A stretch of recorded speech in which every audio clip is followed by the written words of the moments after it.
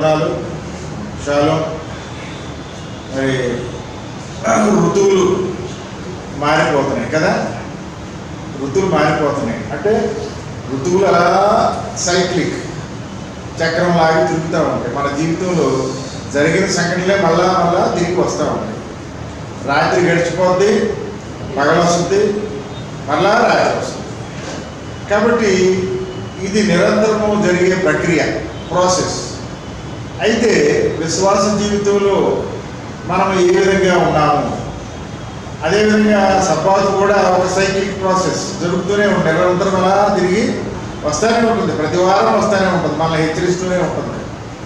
కాబట్టి ఈ యొక్క సైక్లిక్ ప్రాసెస్లో చక్రీయ వర్తమాన జీవితము అలా తిరుగుతూ ఉంటుంది.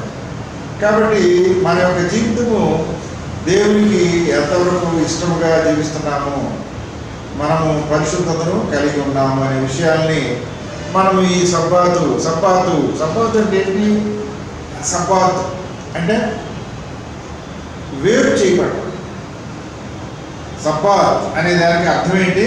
వేరు చేయబడ్డ. వారం రోజుల్లో ఎక్కడుంది ఇది? సబ్బాత్ అనే పదం ఎక్కడుంది? చూడమని చెప్పండి. ప్రతిసారి చూస్తే కుదరదు. ఆదికాండము 1వ అధ్యాయం 2వ అధ్యాయంలోనే ఉంది. 2వ అధ్యాయంలో ప్రారంభంలోనే ఉన్నది. దేవుడు 6 దినాలు మాత్రమే ఎందుకు పనిచేయాలి? 7 దినాలు పనిచేయచ్చు కదా. 8వ రోజు విశ్రాంతి తీసుకోవచ్చు కదా. 8 రోజులు చేసి 9వ రోజు విశ్రాంతి తీసుకోవచ్చు కదా, అంతేగా. కానీ ఆయన చిత్తము 6 రోజులే పని చేయాలి. 6 రోజుల్లో సకల సృష్టిని పూర్తి చేసి కట్ ఆఫ్ అయిపోయింది. అంతటితో ఆగిపోయింది. అక్కడి నుంచి ఏమైపోయింది? సబ్బాత్ అంటే కట్ ఆఫ్ అనే ఒక అర్థం ఉంటుంది. రెస్ట్, వేరుపరచడం అన్నది. కాబట్టి 6 రోజుల నుంచి దేవుడు 7వ రోజున ఏం చేశాడు? వేరుపరిచి ఆశీర్వదించాడు, పరిశుద్ధపరిచాడు. కానీ లోకం ఏం చేస్తుంది? పరిశుద్ధపరచని మొదటి దినాన్ని ఏం చేస్తున్నారు? వాళ్ళు ఏం చేస్తున్నారు? దేవుడిని ఆరాధిస్తారు. వాక్యం ఏం చెప్తుంది? చెప్పండి, వాక్యం ఏం చెప్తుంది? మత్తయి సువార్త 15వ అధ్యాయం చదవండి. 15వ అధ్యాయము 7-8 వచ్చిన 7 నుంచి 9 చదవండి. ఈ ప్రజలు తన పెదవులతో నన్ను ఘనపరచలేదు, కానీ వారి హృదయం నాకు దూరంగా ఉంది. మనుషులు కల్పించిన పద్ధతులు దైవోపదేశం నేను బోధించు, వారు నన్ను వ్యక్తంగా ఆరాధించుచున్నారు అని యెషయా ఎంత స్పష్టంగా ఇక్కడ రాయబడి ఉన్నది. చాలా స్పష్టంగా ఉంది. ఎవరు ప్రశ్నిస్తారు? వాళ్ళు నన్ను చాలా మంది అడిగారు. వింటావా సూర్యరాజు? ఆదివారం చేస్తే నన్ను చూడు, ఇక్కడ ఆదివారం చేస్తే దేవుడు వినడా? అన్ని దినాలు ఆయన ఏర్పాట్లు చేసినాయేగా. ఎందుకు వినడు అంటే వీడు ఏం చేస్తున్నాడు? ఈ మానవుడు అన్నవాడు ఏం చేస్తున్నాడు? సృష్టికర్తని కాదు, వ్యతిరేకించడం కాదు. ఏం చేస్తున్నాడు? కాదు, శాసిస్తున్నాడు.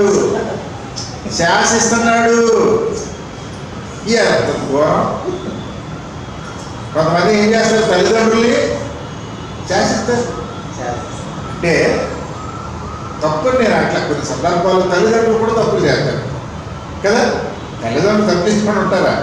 వయసు పెరిగే కొద్ది చిన్న తప్పులు వాళ్ళు చేతకాయం చేస్తూ ఉంటారు. అలాంటి సందర్భంలో పిల్లలు గద్దిస్తూ ఉంటారు. మా రోజు కూడా నన్ను అప్పుడప్పుడు గద్దిస్తుంది. ఎందుకు? నేను చేతకాయ పనులు చేస్తూ ఉంటాను, ఆ గ్లాస్ పడేయటం, ఏ చిన్న చేస్తూ ఉంటాను. కాబట్టి అది వేరు. పిల్లలు మన తల్లిదండ్రులు బాగా కోరి అలా చెప్తే ఇటు చేస్తారు ఏంటంటే వేరు. కానీ ఇక్కడ ఏంటి? దేవుడు పెట్టిన నియమాన్ని మానవుడు ఏం చేస్తున్నాడు? ఎవడు ఈ మానవుడు? మోతమినట్ట. వీడికి పేరు పెట్టుకున్నాడు. ఒక పేరేంటి? బోధకుడు. ఇంకొక పేరు పెట్టుకున్నాడు రెవరెంట్.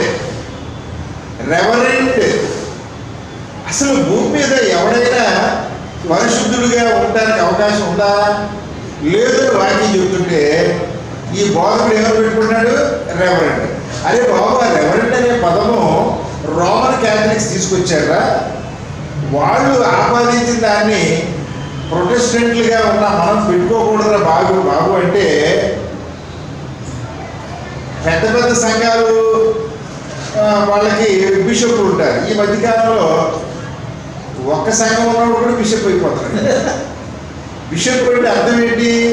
ఒక 10-20 సంఘాలు ఉండి, ఒక 50 సంఘాలు ఉండి వాటిని అజమాయిషి చేసేవాడు సూపర్వైజర్ని బిషప్ అంటారు. మన దేవుడి సంఘంలో ఆ పదాన్ని ఏమంటారంటే ఓవర్ సీయర్ అంటారు. ఓవర్ సీయర్ అంటే అర్థం ఏంటి? సూపర్వైజర్. మా ఊళ్ళో పొద్దున్నే కూలికి వెళ్తారు. మీ ఊళ్ళో కూడా వెళ్తారు? వెళ్ళరా? పనికి వెళ్తారు కదా. వెళ్ళినప్పుడు ఒక మేస్త్రి వస్తాడు. మేస్త్రి అందరినీ తోలికి వెళ్తాడు. అంతేనా? ఆ మేస్త్రిని ఏమంటారు మనం? సూపర్వైజర్. కానీ దేవుడి సంఘం మీద ఈ సేవకులు కానీ వీళ్ళందరూ కూడా ఏమిటి? వీళ్ళు మేస్త్రులు, సూపర్వైజర్లు. కానీ వీళ్ళు ఏమనుకుంటారు? తమను తాము ఆధిపత్యం కావాలి. నేను గొప్పవాడిని, నేను గొప్పవాడిని, అందరికంటే నేను గొప్పవాడిని. వీళ్ళు చూడు మళ్ళీ ఇంకోటి, అందరితో కలిసి ఫోన్ చేయరు. ఏదైనా పండగ అవుతుందనుకో, ఏదైనా పెళ్ళి అవుతుందనుకో, వీళ్ళకి సపరేట్గా వీళ్ళు చెయ్యి కూడా వీళ్ళు కడుక్కోలేరు. ఒక గిన్నె పెడితే గిన్నె కడుక్కుంటారు. నాకు సిక్కు వేస్తుంది. ఎవరన్నా ఇంటికైనా వెళ్తే అలా గిన్నె పెట్టి చేయి కడుక్కోమంటే నాకు సిక్కు అనిపిస్తుంది. ఎందుకంటే దేవుడు మనకి కాళ్ళు చేతులు ఇచ్చాడు, మన కలవడానికి శక్తిని ఇచ్చాడు. కానీ ఎదుటి వాళ్ళ మీద ఆధారపడటం అనేది చేతకాంతనం. కానీ గర్వం చేత ఇలాంటి పనులు చేస్తున్నారు కొంతమంది. కాబట్టి ఇక్కడ మనుషులు కల్పించిన పద్ధతులు దైవోపదేశములని కూడా బోధిస్తున్నారు. కాబట్టి వాళ్ళు జరుగుతున్నది ఏంటంటే, ఏం జరుగుతుంది? దేవుని వాక్యాన్ని పక్కన పెట్టేసి కల్పితమైన వాటిని తీసుకొచ్చేసి ఇదే వాక్యం, ఇదే వాక్యం. పోనీ వాళ్ళు చెప్తున్నారంటే వాళ్ళు తిరిగిగా చెప్తున్నారు. మనలోంచి పుట్టి పెరిగి ఈ సంఘంలోంచి ఆదివారం సంఘంలోకి వెళ్ళి ఏదో వెళ్ళావు, పెళ్లి కోసం వెళ్ళావు, లేకపోతే ఇంకా ఏదో ఆశించి వెళ్ళావు, వెళ్తే వెళ్ళేట్టుంటే అక్కడ మళ్ళీ మన సంఘాన్ని మనల్ని విమర్శించుకుని దేవుడి సంఘాన్ని విమర్శిస్తారు. ఎవరు? ఈ సంఘంలో పుట్టి పెరిగి బయటికి వెళ్ళాడు. మన సంఘం యొక్క ఆచారాలని, పండుగని విమర్శించే స్థాయికి వెళ్ళిపోయారు. ఎవరు? తేరాపరాగారి కుటుంబంలో వాళ్ళు. బయట వాళ్ళకి నేను మళ్ళీ మిగతా 3-4 సంతానం గురించి మాట్లాడలే. నేను మాట్లాడక సంతానం వాళ్ళ గురించే మాట్లాడతాను. ఎంత దౌర్భాగ్యం అండి! వాళ్ళ తల్లి వాళ్ళు ఎంత భయభక్తులతో పెంచిందో నాకు తెలుసు. కానీ కనీసం నా తల్లి ఈ విధంగా మమ్మల్ని, అందుకే అపోస్తలుడైన పౌలు తిమోతికి చెప్తున్నాడు, నీ తల్లి నేను ఎలా పెంచిందో గుర్తు తెచ్చుకో, గుర్తు తెచ్చుకో. మా అమ్మ నన్ను అట్లాగే పెంచింది. మేము 7గురం. నన్ను వాయించేది గట్టిగా, నన్ను కొట్టడం నాకు మేలు కలిగింది. చిన్నప్పుడు నన్ను నా తల్లి కొట్టడం నాకు మేలు అని చెప్తున్నా. నాకు బాధ కలిగింది. చిన్నప్పుడు అందరూ ఆడుకుంటుంటే నన్ను ఆడుకోనిచ్చింది కాదు, పనులు చెప్పేది మా పిల్లలు ఎక్కువ మేము. కానీ నాకు ఇవాళ ఏమనిపిస్తుంది, మా అమ్మకి చేయకపోతే నేను ఈ విధంగా దేవుడి బిడ్డగా మారేవాడిని కాదు. మా తాత దగ్గర నేను నేర్చుకున్నా. చాలా గర్వంతో చెప్తాను నేను. ఎంత గర్వం అంటే మీరు అహంకారం అనుకున్నా బాధపడండి, అంత గర్వం. ఎందుకంటే తేరాపరాం గారి దగ్గర చిన్నప్పటి నుంచి వాక్యంలో పెరిగాను. అలాగే దైవజన్ గారి దగ్గర కూడా నేను వాక్యం చక్కగా నేర్చుకున్నాను. కాబట్టి నేను ఇంత బలమైన పునాదులతో ఉన్నా. నేను వాక్యం చెప్తే కూడా చాలా మందికి గిట్టదు, నచ్చదు. కాంప్రమైజింగ్ గాస్పుల్ ఈ మధ్యలో ఏమైపోయింది? దేవుని సంఘంలో ఏమైపోయిందండి? కాంప్రమైజింగ్ గాస్పుల్ అంటే సర్దుకుపోయే సువార్త. దేవుడు నాకు సర్దుకుపోమని చెప్పలా. నాకు దేవుడు తిండి ఇవ్వలేదు, దేవుడు నాకు డబ్బులు ఇవ్వలేదు, దేవుడు నాకు బిల్డింగ్లు ఇవ్వలేదు. ఏమిచ్చాడు? కత్తి ఇచ్చాడు. ఏమిచ్చాడు నాకు? మంచి కత్తి ఇచ్చాడు. ఏంటి ఆ కత్తి? కత్తి పేరేంటి చెప్పు? వాక్యం అనే కట్కంగా ఇచ్చాడు. చిన్నప్పుడు ఇచ్చేసాడు. నీ కత్తి ఇచ్చాడు, పెద్ద పెద్ద వేషాలు అయితే వాయించాలని నాకు చెప్పాడు. కానీ నేను ఏం చేయాలి? ఆ కత్తితో యుద్ధం చేయాలి, సువార్త ప్రకటించాలి. అంతేగాని కాంప్రమైజింగ్ బోధనలు చేస్తే ఏం చేస్తాడు దేవుడు? నా కత్తిని లాగేసుకుంటాడు. నాకు ఇచ్చిన దీవెన్ని ఆయన తీసేసుకుంటాడు. కాబట్టి నీకు ఇచ్చిన ఈవిని నువ్వు సద్వినియోగము చేసుకోవాలి. ఎవరు ఏమనుకున్నా నా వరవాడి మానదు. ఏంటండి ఇలాగే మాట్లాడతారు మీరు? చాలా మంది నన్ను అడుగుతారు, ఎదుటోడు మనిషి కసక్కును గుర్చొని మాట్లాడతావేంటి? ఆయన నువ్వు ప్రసంగం చేస్తే నా కోసమే చేసినట్టు ఆ ప్రసంగం మాట్లాడు. ఒక ఆయన నాకేం తెలిసిన బాబు, దేవుడు నాకు ప్రేరేపించిన వాక్యాన్ని నేను చెప్తున్నా. నేను కలగలను. అది ఇప్పుడు దేవుడు ఏది ప్రేరేపిస్తే నేను సిద్ధపడతాను ఆ వారానికి, అది బోధిస్తాను. అది చాలా ఖండితంగా చెప్తాను. ఎందుకంటే పౌలు చెప్పాడు, ఖండించుము, గద్దించుము, బుద్ధి చెప్పని. మోషే గారు ఖండించాడు, గద్దించాడు కదా. యెహోషువ ఖండించాడు, గద్దించాడు. మన మెస్సయ్య ఖండించాడు, గద్దించాడు. పేతురు గారు కూడా అదే పని చేశాడు. పౌలు గారు కూడా అదే పని చేశాడు. మనం కూడా అదే చేయాలనేది నేను చిన్నప్పటి నుంచి నేర్చుకున్నాను. కాబట్టి సువార్త మరి సరిదిద్దుకునే సువార్తను, కాంప్రమైజింగ్ సువార్తను లోకంలో చేయకూడదు. కాబట్టి ఇవాళ నీవు పిలువబడ్డావు. You are called. నీవెవరు? ఎందుకు వచ్చావు ఇక్కడికి? ఎవరు నీది? కాపం నుంచి ఎక్కడో నీ సాక్ష్యం చెప్పే గుర్తుంది నాకు. ఏదో చర్చికి వెళ్ళేవాడిని దేవుడు ఏం చేసినట్టు పట్టుకున్నాడు, నేను ఎంచుకున్నాడు. కాబట్టి నిన్ను నన్ను ఆయన అనాది కాలంలోనే ఎంచుకుంటే, ఆ ఎంచుకున్న విధానానికి వ్యతిరేకంగా నేను కూడా అందరితో పాటు నలుగురితో పాటు వెళ్ళిపోతానంటే ఆశీర్వాదం రమ్మంటే వస్తుందా? రానే. కాబట్టి మనము పిలువబడిన వారము పరిశుద్ధులుగా ఉండాలి. కోదేశ్. కాబట్టి వేరుపరచబడేవాలి. నీవు నేను ఈ లోకం నుండి వేరుపరచబడాలి. అంతేగాని అందరితోనూ కలిసిపోతే కుదరదు. అయితే వేరే కొన్ని సామాజికపరమైన మీటింగ్స్ పెడతా ఉంటాను. నేను అందరితో కలుస్తాను. అక్కడ ఎవరితో విభేదం ఉండదు నాకు. కానీ మన సంఘ సంబంధించిన సువార్తను ప్రకటించేటప్పుడు చాలా చాలా స్పష్టంగా నేను చెప్తాను. మన చెప్పాను వైజాగ్ వెళ్ళినప్పుడు, మీరు ఏం చర్చి అందరూ చెప్పుకుంటాం కదా. నేను మాకు చూసే మీటింగ్ ఏం చర్చి అండి, నేనేం చెప్తాను? Church of God seventh day. ఎక్కడుందండి? ఏం చేస్తారండి? మేము శుక్రవారం సాయంకాలం నుంచి శనివారం సాయంకాలం వరకు ప్రార్థన జరుగుతాం. నేను దేవుడికి సాక్షిగా ఉండాలి.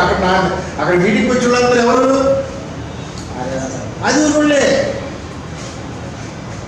ఇప్పుడు వాళ్ళందరూ నేను నడిపించే ఈ సంఘంలోకి, సంస్థలోకి రారు కాబట్టి నేను సభాధ్యుడిని చెప్తే వాళ్ళకి రావాలని నేను కాంప్రమైజింగ్గా చెప్పాలా? చెప్తే నా విశ్వాస కిరీటము కోల్పోయినట్టే. ఏ స్థితిలో ఉన్నా, ఎక్కడున్నా మనము ఆయనకి సాక్షులుగా, నేను ఫలానా, నీ యొక్క ఐడెంటిటీని కాపాడుకోవాలి. అంతేగాని ఏ ఎండకి ఆ గొడుగు పెడితే అక్కడ ప్రభువు కూడా ఏం చేస్తాడు? గొడుగు మార్చేస్తాడు కదా. కాబట్టి ప్రియ దేవుని సంగమా, చాలా చాలా జాగ్రత్తగా ఉండాలి. మనం కాంప్రమైజింగ్ అనేది దేవుని సంఘంలో ఉండకూడదు. ఇది మనము చిన్నతనం నుంచి మనం నేర్చుకున్నది. చూడండి, మనము పిలువబడిన వారముగా ఉన్నాము, ఏర్పరచబడిన వారముగా ఉన్నామని పోయిన వారము ప్రకటన గ్రంథము 17:14 చూస్తున్నాం. చదవండి త్వరగా. ప్రకటన గ్రంథము 17:14 ఏం చెప్తుంది? మీరు గొర్రెపిల్లతో యుద్ధము చేతులు కానీ, గొర్రెపిల్ల ప్రభువులకు ప్రభువును, రాజులకు రాజున ఇన్నందులను తనతో కూడా ఉండిన వారు, పిలువబడిన వారై, ఏర్పరచబడిన వారై, నమ్మకమైన వారై ఇన్నందులను ఆయన ఆ రాజులను జయించను. ఇదంతా ఒక ప్రాసెస్. ఆయన ఆ రాజుల్ని జయిస్తాడు. ఏ రాజుల్ని? లోక సంబంధమైన, అపవాద సంబంధమైన రాజుల్ని ఆయన జయించాలి. ఇదంతా ఎప్పుడు జరగబోతుంది, ఎప్పుడు జరుగుతుంది? ఆయన యొక్క రెండవ రాకడ జరుగుతుంది. అంత్యకాలంలో అపవాది సంబంధమైన సమస్తాన్ని ఆయన చేయిస్తాడు. ఆయన వచ్చే వరకు మనం ఏం చేయాలి? ఆయన రెండవ రాకడలో వచ్చి ఇక ఫినిషింగ్ టచ్ ఇస్తాడు ఆయన. అప్పటి వరకు నువ్వు నేనేం చేయాలి? మన ఘటాన్ని మన పరిశుభ్రతను కాపాడుకోవాలి. అదే యుద్ధం మనం కూడా చేయాలి. ఈ లోక సంబంధమైన అబద్ధమైన బోధలతో, అపవాది సంబంధమైన ఆ ఆచారాలతో అక్కడ ఐగుప్తు నుంచి తీసుకొచ్చాడు. ఎవరిని? ఇజ్రాయెల్. మనం ఎవరిని? మనము ఎవరిని క్లియర్గా చెప్పాలి, చాలా స్పష్టంగా ఉంది. రోమిలకు రాసిన పత్రిక 9వ అధ్యాయంలో మనం ఎవరిని? అంటగట్టబడిన వారు కదా. అంటే ఆ లక్షణాలు మనకు కూడా ఉండాలి. వాళ్ళకి ఏది ఇచ్చాడు అవన్నీ మనకు కూడా ఇస్తున్నాడు. పండగలు అంటే క్రైస్తవులు కాదంట. పండగలు క్రైస్తవులు కాదు, ఎవరి అంటే యూదులు. కాబట్టి మనము ఇశ్రాయేలీయులతో అంటుకట్టబడి ఉండాలి. ఏ ఇశ్రాయేలీయులతో? వాళ్ళు ఇశ్రాయేలులో 2 గుంపులు ఉన్నాయి. ఏ ఇశ్రాయేలీయులతో అంటుకట్టబడాలి నువ్వు? ఇంకో గుంపు ఏది? మెస్సయ్యకు వ్యతిరేకులు, యూదులు. కాబట్టి మెస్సయ్యను అంగీకరించిన ఇశ్రాయేలుతో మనం అంటుకట్టబడ్డవారు. కాబట్టి స్పష్టత ఉండాలి. మన యొక్క విశ్వాస జీవితంలో మనకు స్పష్టత ఉండాలి. కాబట్టి మనల్ని ఎందుకు ఎంచుకున్నాడు? పని పట్టలేదా?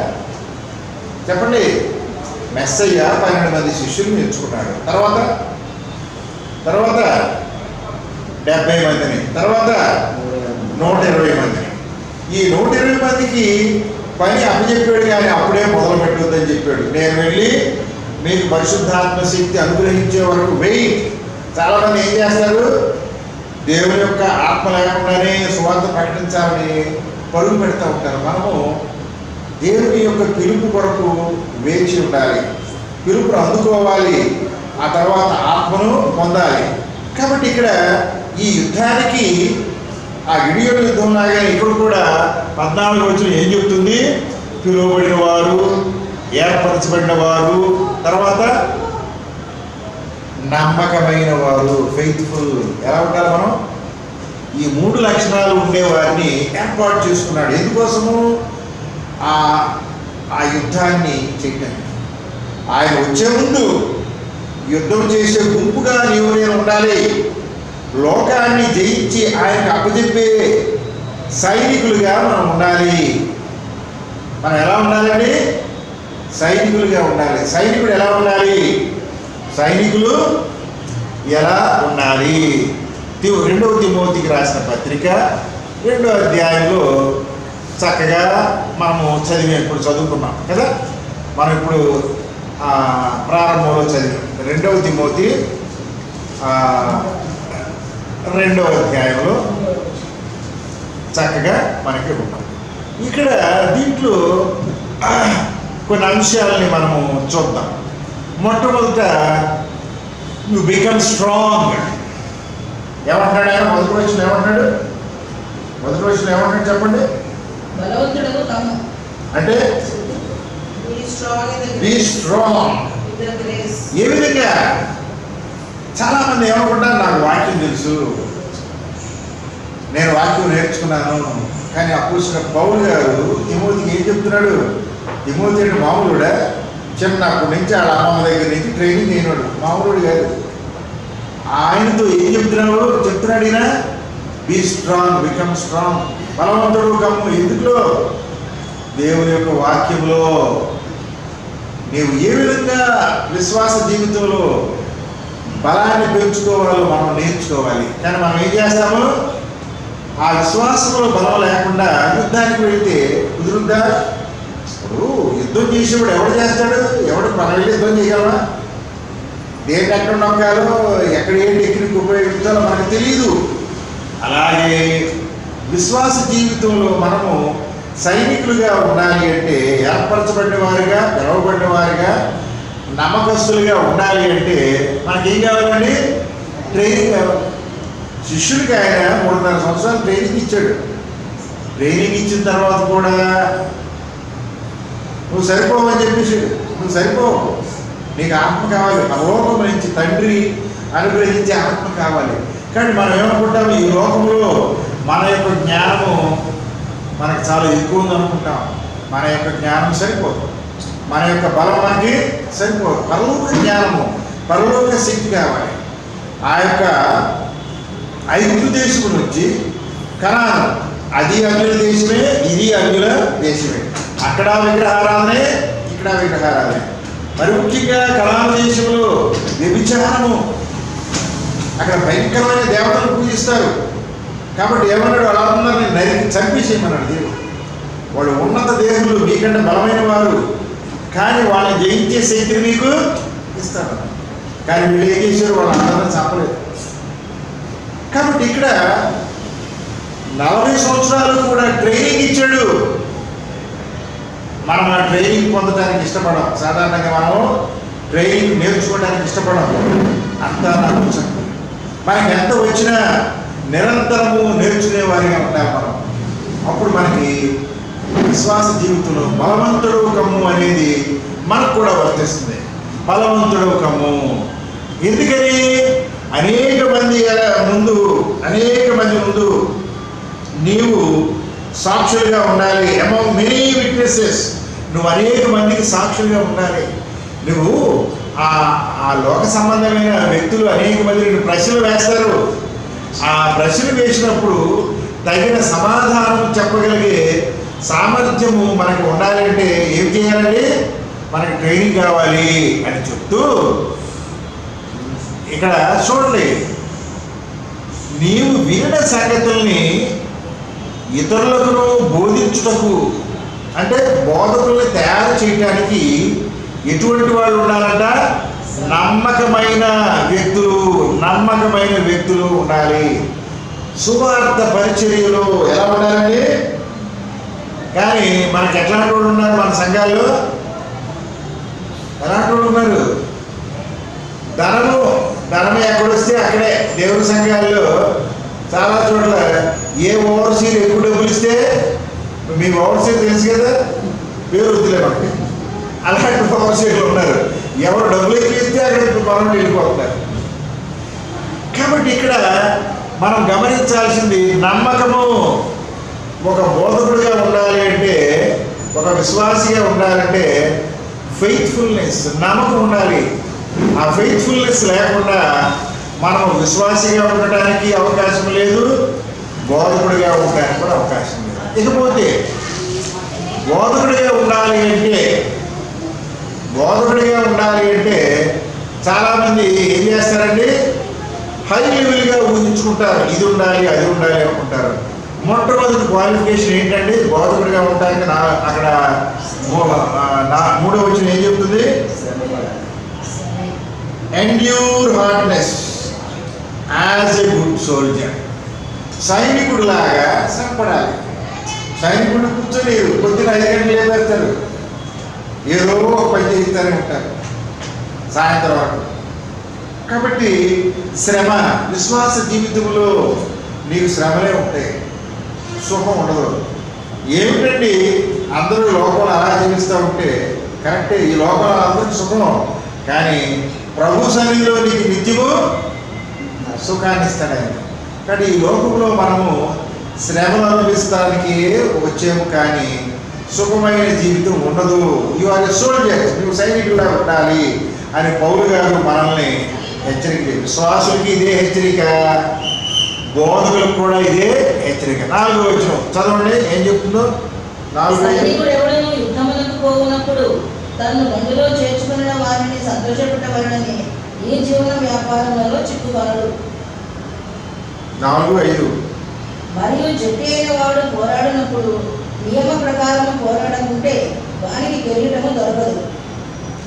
కాబట్టి ఆ ఇంగ్లీష్లో చూడండి ఎంత స్పష్టంగా ఉందో.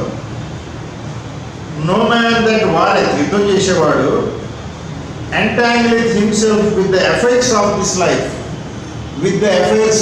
లైఫ్, ఇక్కడ ఏమన్నాడు తెలుగులో? జీవన వ్యాపారంలో చిక్కుకొనడు. జీవన వ్యాపారము. ఇవాళ పాస్టర్స్ ఏం చేస్తున్నారండి? ఏం చేస్తారు? వ్యాపారం చేస్తున్నారు. They are doing business. ఇప్పుడు చందాలు వచ్చి నీ యొక్క జీవనోపాధి కోసం వాడు తప్పులేదు, సంఘం కోసం వాడు తప్పులేదు, కానీ ఏం చేస్తారు? వ్యాపారం చేసేస్తారు. కాబట్టి ఇక్కడ మనం యొక్క వ్యాపారం ఏమిటి? What is our business? To spread the gospel. వాక్యాన్ని ప్రకటించడం అనేది మనకు వ్యాపారంగా ఉండాలి. అంతేగాని ఇహలోక సంబంధమైన వ్యాపారాల ఎడల మనం ఆకర్షితులుగా ఉండకూడదు. ఇది చాలా స్పష్టంగా గమనించాలి. He may please him who had chosen him to be a soldier.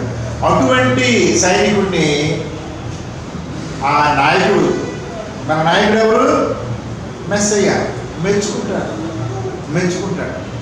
కాబట్టి తండ్రి సన్నిధిలో మెచ్చుకునే సైనికుడిగా ఉన్నామా, లేకపోతే ఎంత దొరికితే అంత?